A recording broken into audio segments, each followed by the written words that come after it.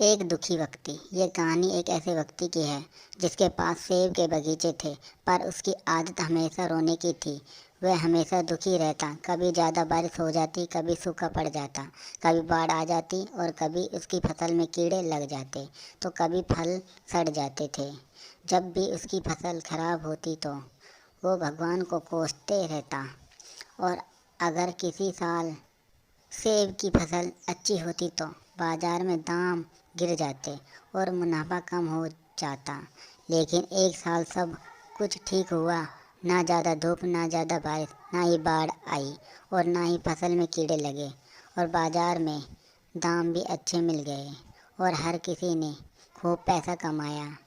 लेकिन इस बार भी वह व्यक्ति पहले की तरह दुखी और परेशान था। उसे दुखी देखकर उसके पड़ोसी ने उससे कहा, अरे भाई, अब तो खुश हो जाओ। जिंदगी में ऐसे सेब कभी देखे भी नहीं थे। सभी सेब लगाने वाले खुश हैं और उनके पास पैसों की कोई कमी नहीं है। लेकिन तुम क्यों दुखी हो रहे हो?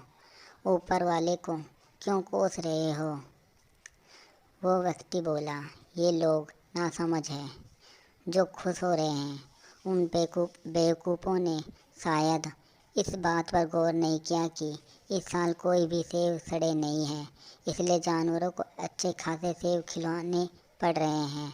हर साल जानवरों को खराब फल खिलाकर काम चला लेते थे और इस साल सेब बहुत महंगे हैं।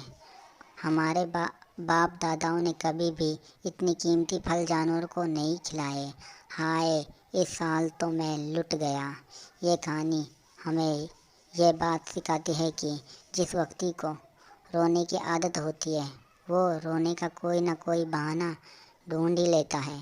कहने का मतलब है कि जो व्यक्ति उल्टी सोच का होता है, उसे अपनी खुशी में सिर्फ दुख ही दिखाई देता है और उसके पास सिर्फ रोने की वजह ही होती है। शिकायती लोग दिल के भी छोटे होते हैं।